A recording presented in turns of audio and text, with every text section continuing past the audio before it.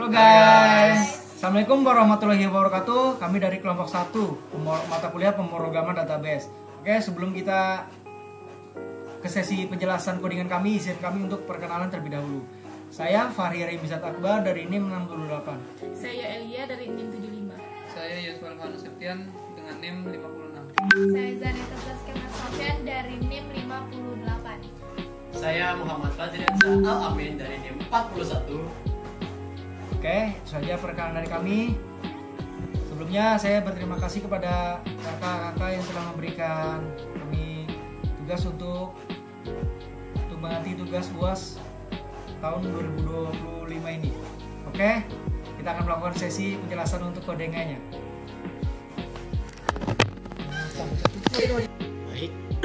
Baik, izin masuk. Saya Muhammad Fajriansyah Al-Amin dari NIM 41. Di sini saya akan menjelaskan di bagian codingan, di bagian konektor ke MySQL-nya sama masukkan data ya. Nah, di sini yang pertama-tama itu ada import MySQL connector. Nah, import ini adalah library yang disediakan oleh Python untuk kita menjangkau berbagai library yang disediakan Python. Di sini ada contoh MySQL connector yang gunanya untuk menghubungkan Python dengan MySQL agar kita bisa coding atau melakukan code di sini yang terhubung langsung ke MySQL. Di sini ada try, lalu kita masukkan db atau database MySQL connector.connect untuk menghubungkan MySQL-nya. Jadi ini konektornya .connect lalu buka kurung, lalu nama hostnya itu localhost ya, pastinya localhost, lalu usernya itu namanya root, passwordnya tidak ada, jadi kita isinya cuma tanda petik 2 string, lalu nama databasenya gudang pendikom, sesuaikan dengan nama database kita yang namanya di sini adalah gudang pendikom. Lalu ada except di sini seperti kayak pengecualian, kayak kecuali. Nah, jika kita bahasakan dengan bahasa Indonesia, di sini kan tulisannya tuh kecuali MySQL konektornya error yang dialiaskan dengan fungsi er sini di sini ya. Nah, jadi jika kita melakukan ingin mengkoneksikan Python dengan MySQL, kita akan mengetikkan ini try hingga bawah sini. Nah, jika ketika kita memasukkan code ini untuk mengkoneksikan Python dengan MySQL kita, jika itu error, maka akan muncul print koneksi gagal. Yang di sini pakai format koneksi gagal, lalu ada error. Lalu ada opsi exitnya gitu. Lalu kita masuk ke dalam bagian masukkan data. Di sini ada dev insert data. Jadi di sini kita membuat CLI biar mudah kita melakukan pengisian data melalui Python, yang datanya tersebut bisa kita masukkan juga ke dalam MySQL kita, dalam tabel kita. Gitu. Di sini ada try, di sini ada ID barang. Nah, ini nama-nama ini harus kita sesuaikan dengan yang tabel-tabel kolom yang ada pada MySQL kita, database kita. Di sini harus sesuaikan. Di sini ada tabel ID barang, ada kolom ID barang. Di sini ada input untuk CLI-nya nanti. Nanti kita juga bakal praktekkan juga bagaimana penggunaan CLI kita. Di sini ada masukkan barang, ID barang. Ini ada nama barang, masukkan nama barang, stok barang, lalu ada harga barang, lalu ada value. Nah, value-nya di sini ada ID barang, nama barang, stok barang, dan harga barang. Value-nya. Kursor, ya ini value sama kursor ini harus ada ya, karena kalau nggak ada ini pasti error. Kursor dengan database kursor. Lalu SQL. Nah, SQL-nya, perintah SQL-nya itu apa? Nah, di sini perintahnya itu insert into, seperti yang kita lakukan pada CMD.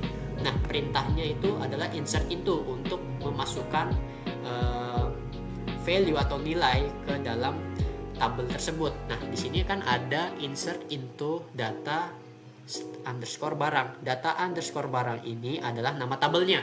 Yang di dalam nama tabelnya tersebut ada kolom ID barang, nama barang, stok barang, dan harga barang. Lalu kita ketikkan values. Nah, di sini ada yang seperti persen, lalu S, persen S, persen S, persen S. Itu apa sih? Persen S itu adalah seperti placehold atau tempat kosongnya. Kita menyediakan tempat untuk memasukin value ini, memasukin ID barang, memasukin nama barang, stok barang, dan harga barang. Nah, kalau nggak ada ini ya kita nggak tahu nih memasukkannya ke tempat yang mana. Jadi anggapannya persen S ini kayak placehold atau tempat untuk menaruhnya gitu. Lalu ada cursor.execute ini untuk mengeksekusi SQL sama filenya ini. Nah, ini kedua ini gunanya untuk mengeksekusi. Lalu ada db.commit. Lalu ketika sudah kita memasukkan nama-nama, lalu data-data barang, value-value barang yang ke dalam tabelnya, nanti kita minta print data berhasil disimpan. Nah, sini ada kosong, kayak tanda kurung kosong, kurung kurawal. Lalu format cursor on count. Jadi nanti bakal kayak seperti datanya berhasil disimpan, lalu formatnya tuh keubah gitu, kayak isi tabelnya sudah terupdate atau terubah setelah kita memasukkan data begitu. Kayak data baru itu sudah tertambahkan ke dalam tabel yang sudah kita buat. Nah, di sini ada yang sama, yaitu except mysql.connector.error SF. Nah, ini kalau jika ada masalah atau galat yang kita lakukan ketika mengisi nama-nama ini. Nah, gitu. Oke, assalamualaikum warahmatullahi wabarakatuh. Perkenalkan, saya Fahri Rimza Takbar dari kelompok 1 mata kuliah pemrograman database. Oke, kita akan langsung masuk ke penjelasan codingannya terlebih dahulu. Oke, bagian saya itu ialah update data dan perbarui data. Jadi dev data B, di kursor, kemudian db kursor, dan show data. ID barang, input, pilih nih ID barangnya. Nama barang, input, nama baru. Stok barang, input untuk stok baru. Harga barang, input, dan harga barang. SQL, update data barang set, nama barang, stok barang, harga barang, dan ID barang. File, value, nama barang, stok barang, harga barang, dan ID barang. SQL, dan print, data berhasil diubah. Format kursor, nokon, MySQL, konektor, error, dan N. Jadi di sini untuk ID barangnya bisa seperti ini ya teman-teman. ID barang, input, ID barang, dan ID barang agar keluar hasilnya. Nama barang, input, nama baru, stok barang, input, dan stok baru. Harga barang, input, dan harga barang. Oke.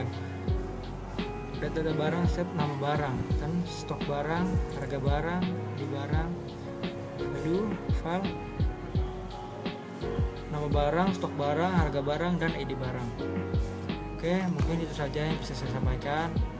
Untuk untuk lebih banyaknya akan dijelaskan oleh anggota kelompok saya yang lain. Terima kasih. Assalamualaikum.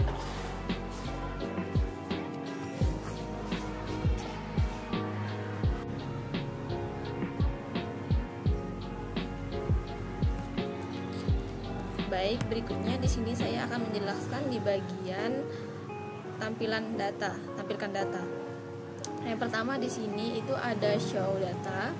Show data ini adalah sebuah prosedur inti dalam interaksi dengan basis data yang dirancang khusus untuk mengambil dan menampilkan seluruh rekaman yang tersimpan di dalam tabel data barang. Fungsi ini menerima satu argumen, yaitu objek koneksi basis data, yaitu DB, yang merupakan jembatan penghubung antara aplikasi Python kita dengan sistem basis data MySQL. Kemudian di sini ada kursor basis data. Setiap operasi basis data dimulai dengan pembuatan kursor, yaitu kursor sama dengan db dot kursor dalam kurung. Anggap saja kursor ini sebagai petunjuk atau kendali yang memungkinkan kita menjalani, membaca dan memanipulasi data di dalam basis data. Ini adalah alat esensial untuk mengirimkan perintah SQL dan menerima hasilnya. Kemudian di sini ada query SQL yang digunakan adalah slide bintang from data barang. Perintah slide ini digunakan untuk mengambil data dari tabel. Kemudian tanda bintang yang ada ini adalah with crate yang berarti semua kolom. Jadi perintah ini secara harfiah meminta basis data untuk mengambil semua data dari semua kolom yang ada di dalam tabel data barang. Kemudian yang berikutnya ada query yang telah didefinisikan, kemudian dieksekusi menggunakan kursor execute.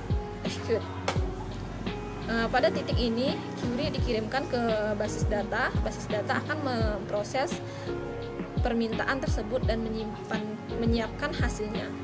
Kemudian berikutnya di sini setelah query berhasil dijalankan, ada result kursor dot fetchal dalam kurung bertugas mengambil semua basis data yang dihasilkan oleh query slide. Hasilnya biasanya berupa daftar tuple, di mana setiap tuple mempresentasikan satu baris data lengkap dari data barang, dari tabel data barang. Kemudian berikutnya ada fungsi pemeriksaan dan penampilan data. Yang bagian di sini, fungsi ini kemudian memeriksa apakah ada data yang berhasil diambil. Ini dilakukan dengan memeriksa kursor raw code. Jika kursor .writeCode bernilai 0, itu menandakan bahwa tidak ada satu pun data yang ditemukan di dalam tabel data barang. Kemudian dalam kasus ini peran tidak ada data akan dicetak ke konsol. Sebaliknya jika ada data, program akan masuk ke blok else. Di sini blok else. Di sini sebuah perulangan from akan mengiterasi melalui setiap data ini, yang artinya yang merupakan satu baris atau tuple. Di dalam daftar result ini, yang bagian ini, dan mencetaknya ke konsol. Ini memberikan visualisasi langsung dari isi tabel. Berikutnya ada penanganan kesalahan error. Di sini ada seluruh operasi basis data dibungkus dalam blok tree action mysql dot connector dot error as error. Ini adalah praktik pemrograman yang sangat penting untuk ketahanan aplikasi. Jika terjadi masalah selama koneksi ke baris data, saat menjalankan query atau saat mengambil hasil, misalnya koneksi terputus, tabel tidak ditemukan, atau kesalahan sintaks SQL, program ini tidak akan crash. Sebaliknya, ia akan menangkap kesalahan error dan mencetak pesan yang informatif, yaitu error R, membantu kita dalam proses debugging dan pemeliharaan aplikasi. Nah, secara keseluruhan fungsi ini menyediakan antarmuka yang aman dan efisien untuk membaca dan menampilkan seluruh isi tabel data barang, memastikan pengguna mendapatkan umpan balik yang jelas apakah data tersedia atau tidak, sekaligus melindungi aplikasi dari CARS akibat masalah basis data. Itu saja dari saya, sekian. Saya akan menjelaskan yaitu codingan dari menghapus data ini. Yang pertama kita melihat codingan yaitu kursor DB. Kursor di sini ini berguna untuk membuat kursor sebagai perantara untuk menjelaskan perintah SQL. Dan untuk yang kedua yaitu menampilkan data sebelum dihapus. Untuk codingannya yaitu memakai codingan show data. Ini fungsinya untuk menampilkan seluruh data agar pengguna tahu data mana yang akan dihapus. Dan yang berikutnya yaitu untuk meminta input ID barang. Nah, di sini codingannya yaitu ID barang, input pilih ID. Di sini pengguna diminta mengetik ID dari barang yang diinginkan untuk dihapus. Dan yang berikutnya yaitu yang keempat, menyiapkan dan menjalankan perintah SQL. Untuk codingan berikut yaitu menggunakan codingan ini. Codingan ini fungsinya yaitu perintah SQL delete dijalankan untuk menghapus data sesuai ID yang dipilih. Dan yang kelima, menyiapkan perubahan dengan codingan yaitu db commit di sini. Ini untuk mengupdate database agar perubahan penghapusan data benar-benar disimpan. Dan yang keenam yaitu memakai codingan print data berhasil dihapus. Nah, ini memberitahukan pengguna beberapa banyak data yang berhasil dihapus. Dan yang terakhir yaitu penanganan error. Untuk codingan penanganan error yaitu memakai codingan ini jika terjadi kesalahan, misalnya koneksi database terputus, maka akan menampilkan pesan yang error. Jadi untuk fungsi ini sangat penting untuk menjaga kebersihan data dalam database. Dengan sistem input dan konfirmasi, pengguna dapat menghapus data dengan lebih terarah dan aman. Sekian dari saya. Baik, di sini saya akan mempresentasikan mengenai mencari data dimulai dari depth search data ini. Nah, depth search ini artinya kayak mendefinisikan fungsi search. Terus DB ini artinya database. Selanjutnya di sini ada try, itu artinya memulai blok try untuk menangani suatu kemungkinan kesalahan seperti error ya, untuk berinteraksi dengan database. Selanjutnya di sini ada kursor ini. Kursor sama dengan DB kursor, itu membuat kursor dari koneksi database kursor yang digunakan untuk mengeksekusi perintah SQL gitu. Selanjutnya ini kayak keywords. Nah, keywords ini bisa diibaratkan seperti meminta pengguna untuk memasukkan kata kunci pencarian. Selanjutnya di sini ada SQL select tanda bintang yang artinya kayak perkalian from data barang sampai tanda petik yang ada 3 kali di sini, artinya kayak mendefinisikan query SQL untuk mencari semua data dari tabel data barang, di mana kolom ID barang itu tuh mengandung kata kunci. Digunakan operator like untuk pencarian yang fleksibel. Jadi ini ibaratnya ya kayak kata kunci gitu ya dari keywords ini. Keywords ini kan ada input kata kunci itu kayak ibaratnya kita memasukkan kata kunci tersebut. Selanjutnya ada file, terus keyword sampai keyword akhir. Itu artinya membuat tuple atau perulangan file berisi keyword yang dibungkus dengan tanda persen ini untuk mencocokkan karakter apapun sebelum dan sesudah keyword.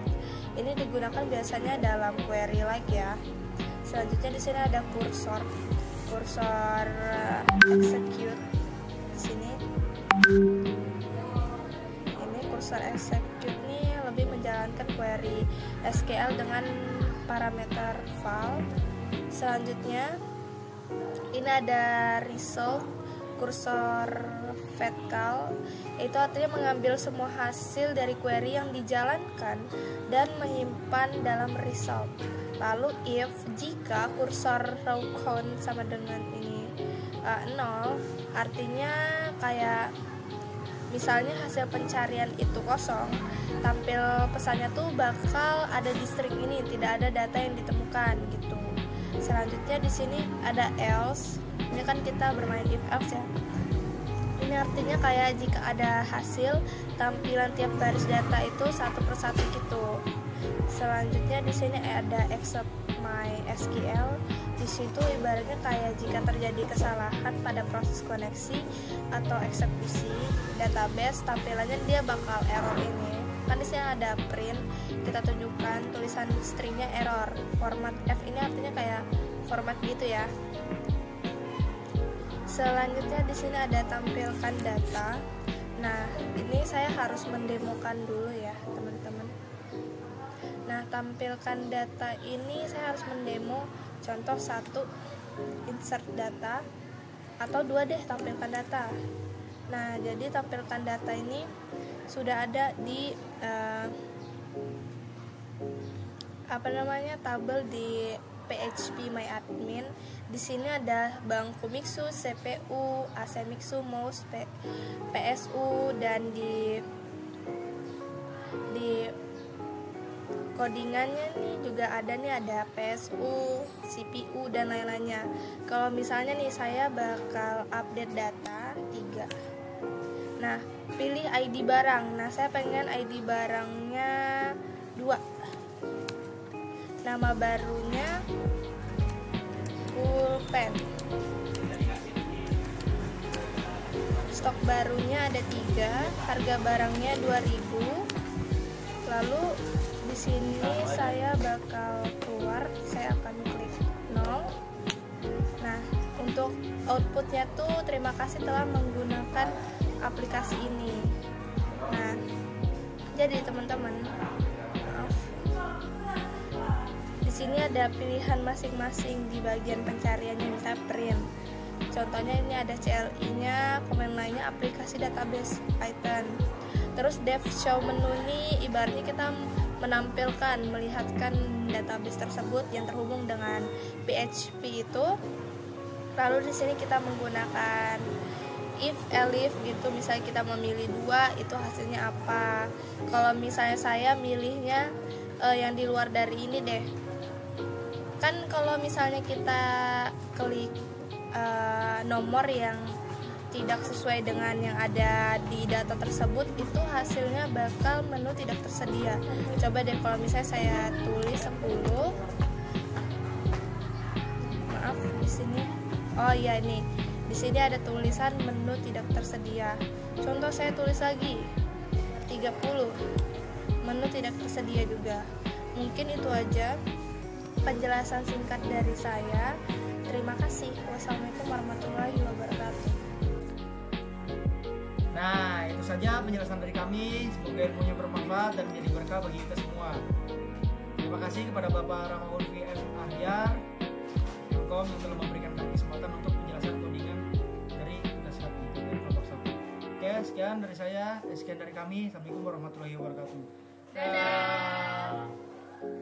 Nah, itu ya, Cuk.